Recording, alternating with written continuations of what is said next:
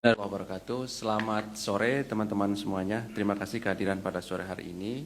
KPK kembali akan menyampaikan perkembangan dari kegiatan penyidikan yang telah kami sampaikan ya pada teman-teman, pada masyarakat terkait dengan dugaan korupsi kerjasama pengolahan anoda logam antara PT AT Terbuka dengan PT LM.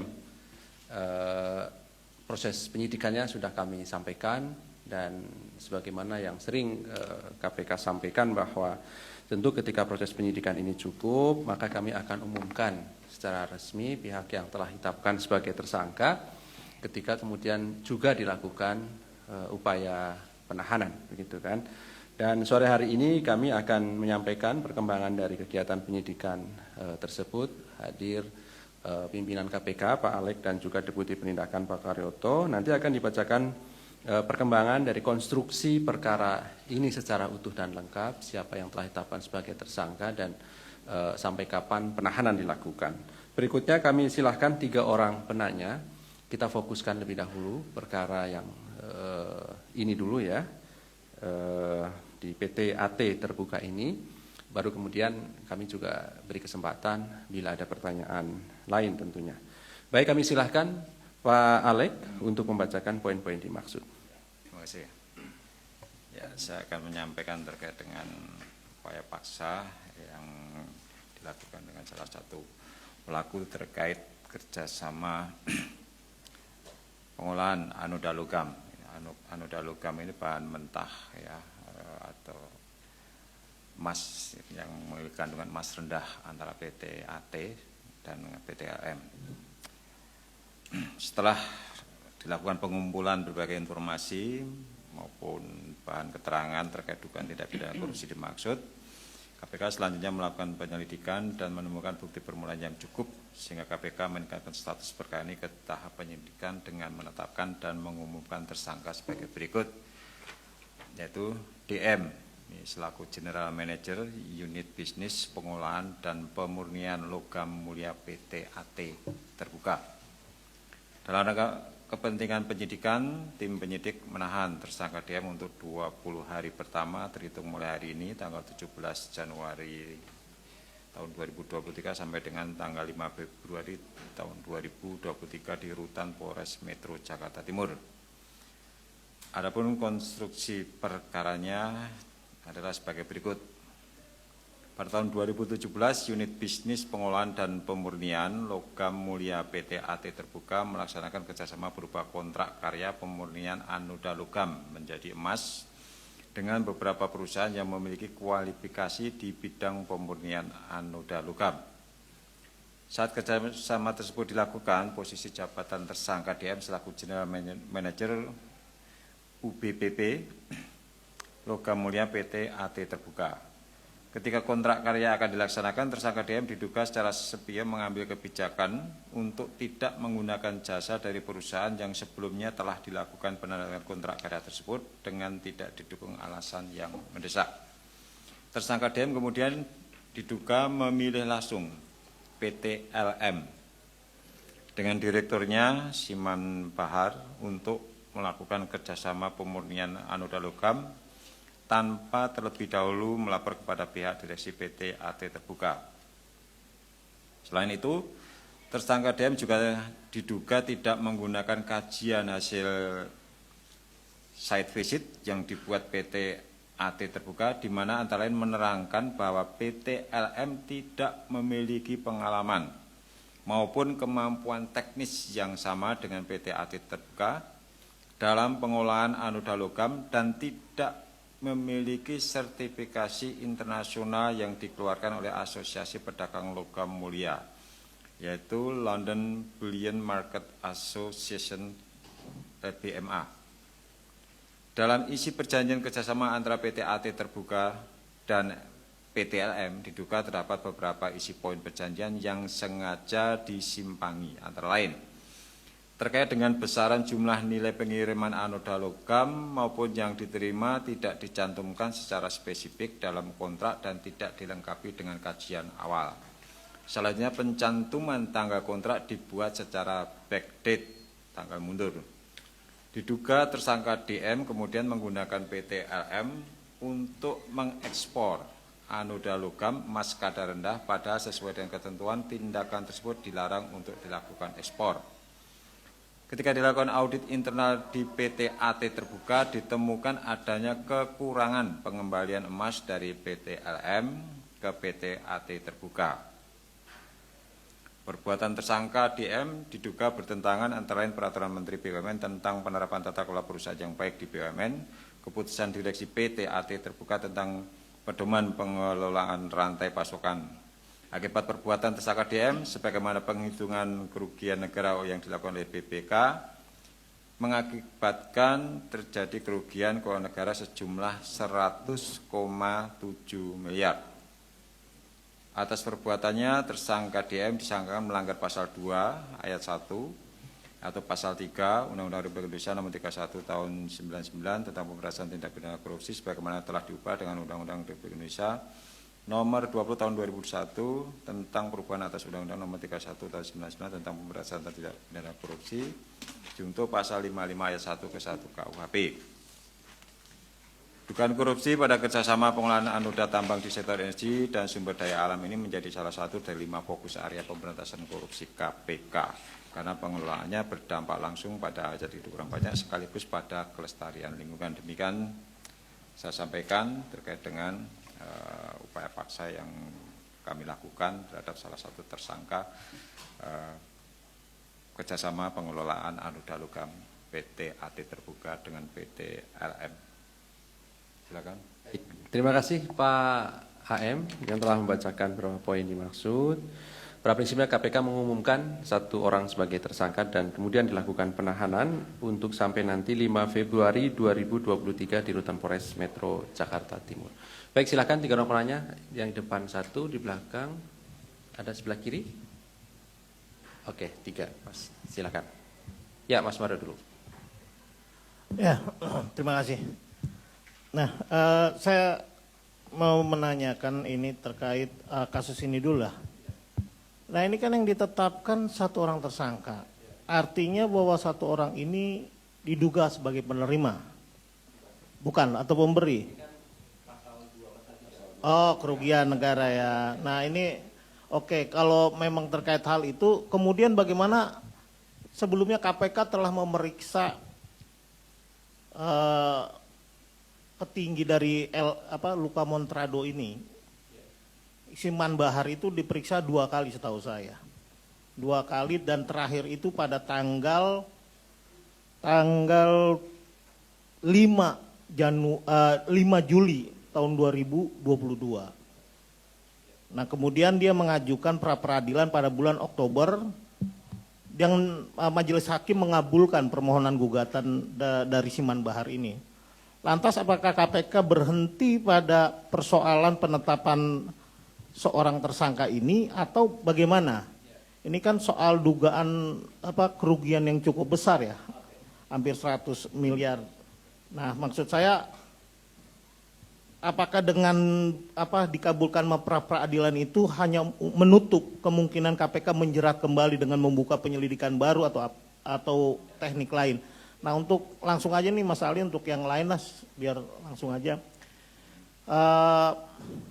Pak Alek, ya saya mau minta ini aja nih tanggapan terkait bahwa ada pembahasan baik itu di Komisi 3 DPR dan juga keinginan dari LPSK agar KPK juga senada soal mendesaknya dibuat rutan bagi justice kolaborator yang sebenarnya memang ada dampaknya terkait bagaimana perkembangan kasus yang memang ada seorang justice kolaborator agar tidak terpengaruh dengan tersangka-tersangka lain atau saksi-saksi yang lain. Kalau saat ini kan masih umum ya, semuanya disatukan. Nah, terus kemudian terkait kasus Lukas, saya ingin mempertegas saja apakah benar hari ini pemeriksaan atau memang baru sampai di meja penyidik ketika ditanyakan Lukas tidak sehat, dia ngaku tidak sehat.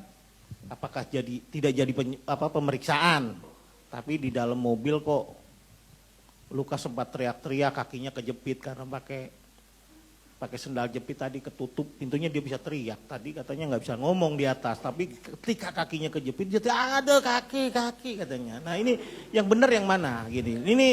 Ini acting atau tapi kakinya emang kejepit sih tadi saya lihat ada. Nah itu jadi dia bisa ngomong atau teriak, ngomong nggak bisa mungkin, tapi kalau teriak bisa mungkin.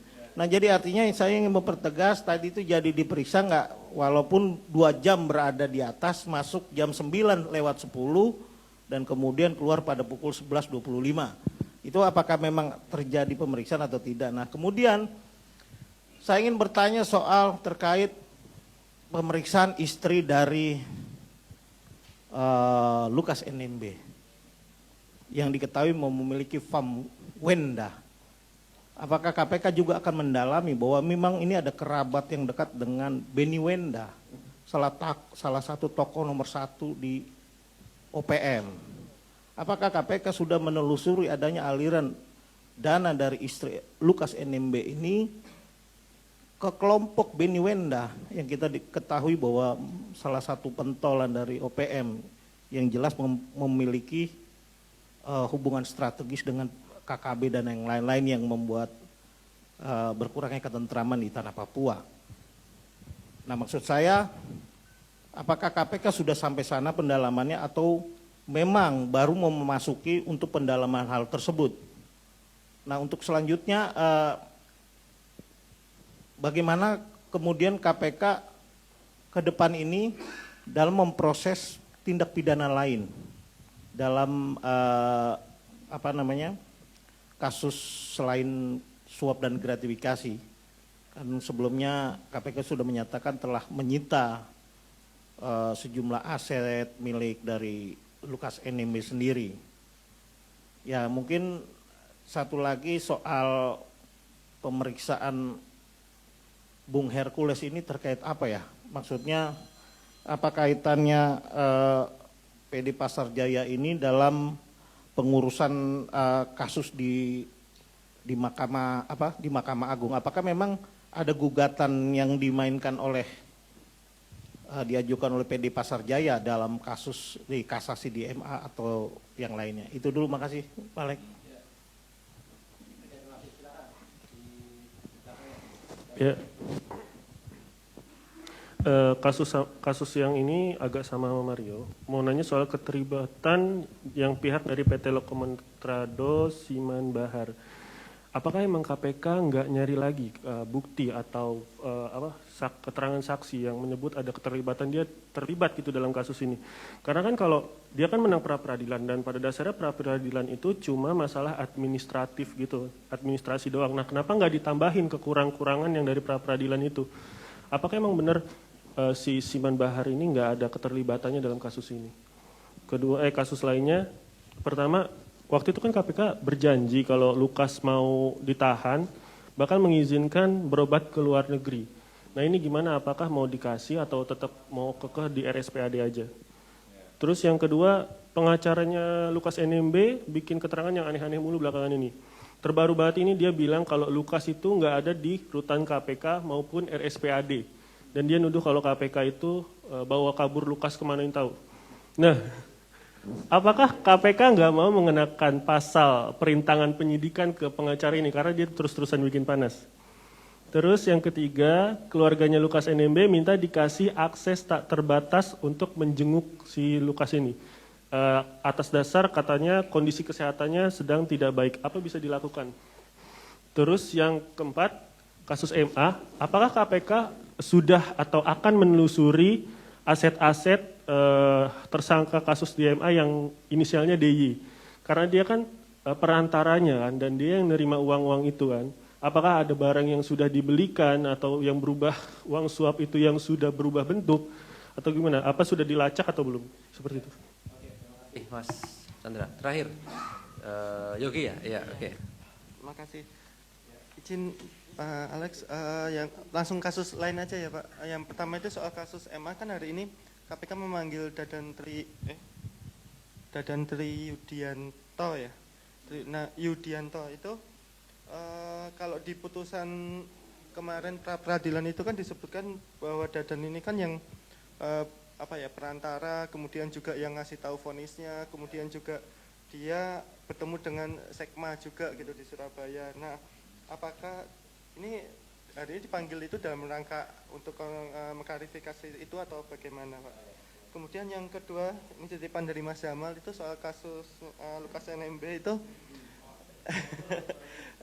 KPK kapan manggil lagi Ketum Kadin ya Pak, Arsyad Rashid gitu. Terus ini juga titipan dari Mas Hanafi Detik, ini Ghazalba Saleh ini kan hapus chat di WhatsApp-nya itu ada kaitannya dengan kasusnya atau tidak? Iya, itu. Terima kasih. Terima kasih 3 orang penanya ya, Mas Mario, Mas Chandra ya, sama Mas Yogi.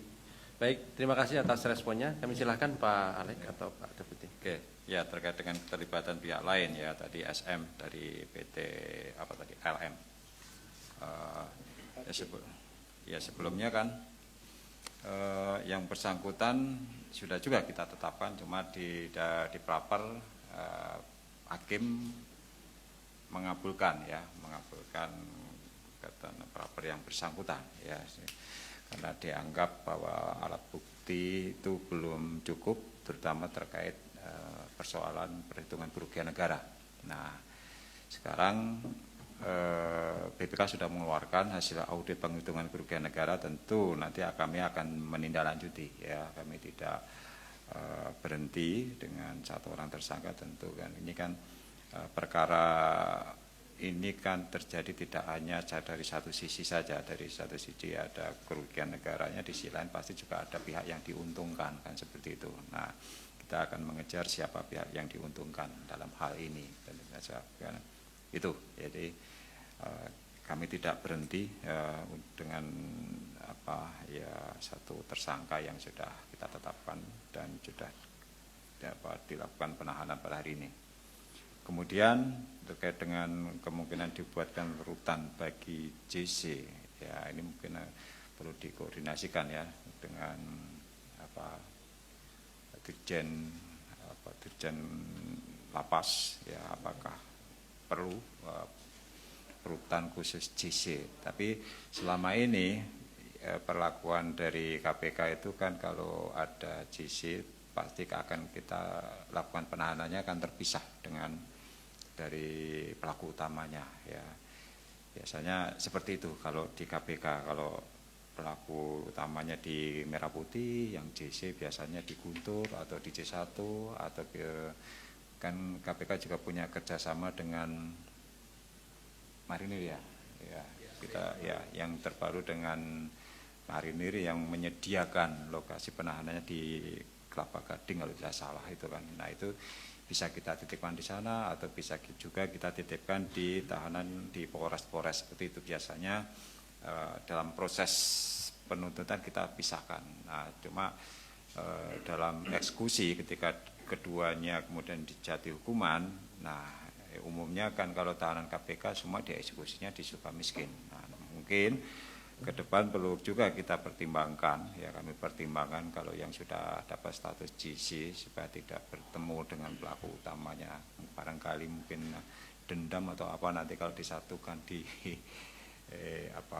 lapasnya, ya bisa juga kita pikirkan untuk dipisah misalnya kan.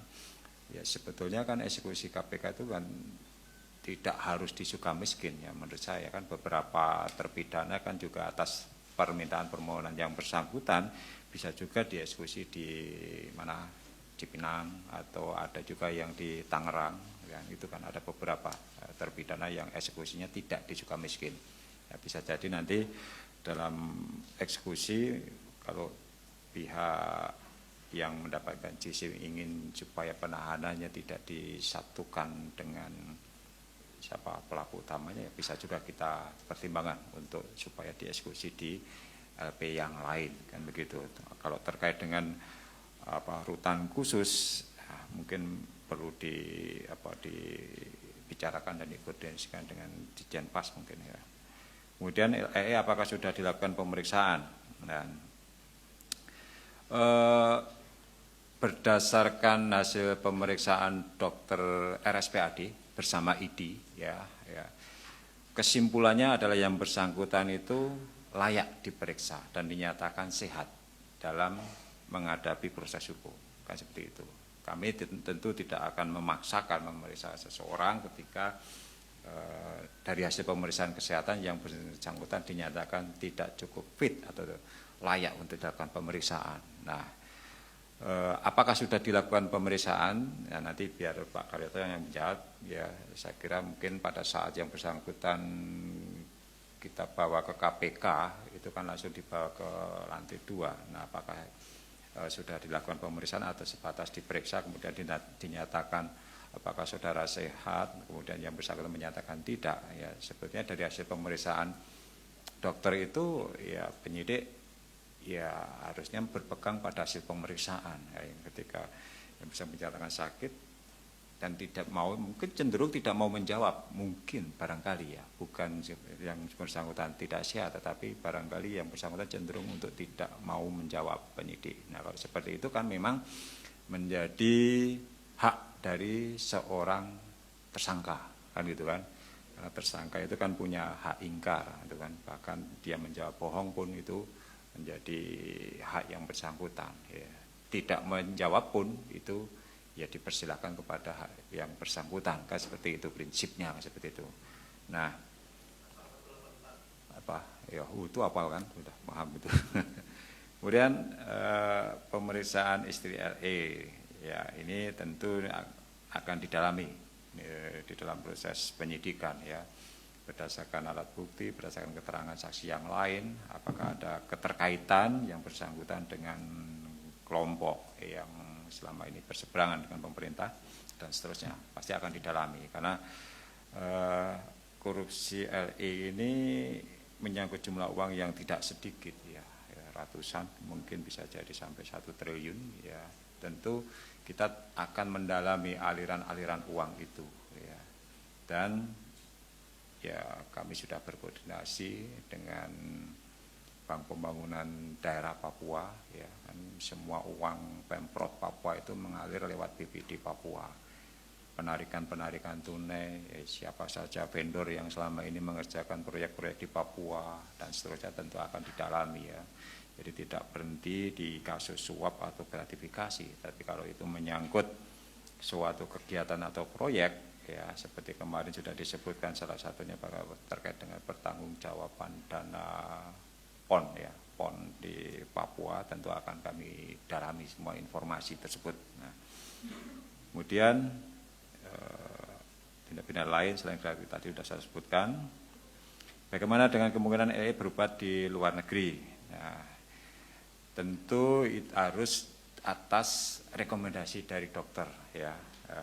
RSPAD atau dari ID, ya.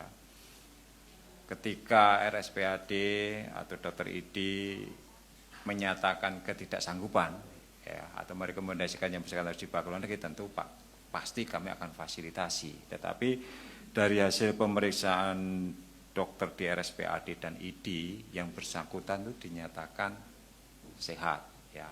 Ya, kalau ada gangguan kesehatan, hipertensi, ya, itu kan karena faktor usia, mungkin juga karena kondisi badan yang bersangkutan, dan itu sudah bisa diatasi lewat pemeriksaan yang bersangkutan di RSPAD. Ya, ini, jadi untuk sementara kami tidak akan memfasilitasi yang bersangkutan untuk berobat ke luar negeri, ya, dengan fasilitas kesehatan yang tersedia di Jakarta di RSPAD khususnya itu. Yang bersangkutan juga bisa penyakit yang bersangkutan juga bisa diatasi, kan seperti itu. Jadi nggak perlu berobat ke luar negeri. Kemudian terkait akses yang tak terbatas yang dimohonkan oleh keluarga yang bersangkutan, kami tetap mengacu pada ketentuan yang berlaku, ya. Jadi kalau hari berkunjungnya dalam 1 minggu 2 hari, masing-masing berapa 2 jam, ya. Ya itulah yang kita berikan, ya kan gitu kan. Jadi kami tidak membedakan, ya, perlakuan terhadap para tersangka yang ditahan di KPK. Kita perlakuan sama, ya, itu. Mungkin itu beberapa hal yang bisa kami sampaikan untuk melengkapi terkait pertanyaan-pertanyaan yang lain, apalagi yang menyangkut terkait pemanggilan saksi dan seterusnya. Kami serahkan mungkin Pak Karyoto untuk menambahkan. Baik, terima kasih Pak Alex. Rekan-rekan jurnalis yang saya hormati, saya cintai dan saya banggakan, masyarakat Indonesia yang saya cintai dan saya banggakan. Beberapa pertanyaan tadi sudah dijawab oleh Pak Alex. Ini malah Pak Mario ini lebih banyak tahu daripada kita ini Pak, karena setiap saksi yang keluar doorstop sama dia kena. Ya, seperti beberapa hal yang mungkin tidak bisa dijawab nanti secara tertulis akan kita jawab melalui juru bicara ya, bukan melalui saya Pak Mario. Kemudian terkait dengan Siman Bahar, mohon maaf, SB ya, SB, masalah pra peradilan kita kalah nggak ada masalah itu, karena pada saat itu mungkin kemarin sudah kita kaji oleh tim penyidik dan JPU bahwa alasan kami dikalahkan memang pada saat itu ada hal yang belum terlalu kuat. Nah sekarang ini sudah kuat, nanti kan kami ulangi lagi surat perintah penyidikannya, kita perbarui. Nah kemudian masalah tadi tersangka LI belum mau diperiksa atau bagaimana. Pada secara formal kita sudah melakukan pemeriksaan di Papua sebagai awal penetapan yang bersangkutan sebagai tersangka sudah. Hanya saja isinya memang belum ada. Ya karena yang bersangkutan yang menyatakan sakit. Nah kemarin dari hari ke-2 setelah dari rumah sakit dinyatakan dia layak diperiksa, nah kami belum update karena hari ini yang bersangkutan juga berobat jalan ke RSPAD. Ya, hasilnya apa? Apakah memang kalau yang namanya tersangka dan penasihat hukumnya yang berbicara tidak fakta, ya ini akan kami kaji juga. Apakah yang bersangkutan termasuk kategori merintangi jalannya proses penyidikan. Masalah kaitannya dengan MA, ya seperti tadi saya jawab yang saya kelihatan ada masalah chat itu ya wajar kalau orang yang sudah kira-kira dalam satu grupnya sudah kena, dia menghapus chat, itu hal-hal yang wajar. Tapi mudah-mudahan secara teknologi kita bisa melakukan langkah-langkah yang bisa membuat komunikasi-komunikasi itu terang benderang, karena bukan hanya dari satu pihak saja, chatting itu kan ada lawannya ya. Nah kemudian masalah isi berita acara yang sudah dilakukan tentunya kita tidak akan buka di sini. Nanti kalau perkembangannya apakah akan ada tersangka baru dan yang lain-lain, ini berdasarkan ketercukupan alat bukti ya. Seperti aset tracing dan lain-lain sudah pasti kalau kita sudah melakukan upaya-upaya penyidikan dengan berbagai macam upaya paksa dan salah satunya ada kerugian negara, pasti kita akan melakukan aset tracing ya. Dengan berbagai pihak seperti tadi, melalui istrinya, saudaranya, dan bahkan kita selalu koordinasi dengan eksternal yaitu PPATK ya, maupun perbankan-perbankan atau agensi yang lain. Jadi intinya apa yang kita lakukan sangat tergantung dengan fakta-fakta yang kita temukan saat ini. Kalau bisa dikembangkan sudah pasti akan kita kembangkan. Mungkin itu Pak Alat. Terima kasih. Baik. Ya. Oh. Baik, saya aja ya. Karena kan pemeriksaan yang bersangkutan belum hadir gitu Mas Mario ya. Memang betul dipanggil, tetapi informasi dari teman-teman penyidik tadi yang bersangkutan hari ini belum hadir, tentu nanti akan dijadwal ulang ya. Terkait dengan pemeriksaan dari yang bersangkutan, berikut dengan saksi-saksi lain yang saat ini kan kami masih terus untuk mengumpulkan dan melengkapi alat bukti untuk tersangka SD maupun GS dan kawan-kawan itu. Oke, Mas Mario ya. Saya kira cukup teman-teman, terima kasih kehadiran pada ya. Kenapa? Dadan sudah tadi yang masalah kan keterkaitan dengan itu kan isinya nanti. Ya, apalagi kan kalau belum sebagai apa kan nanti. Sabar, oke ya. Oh.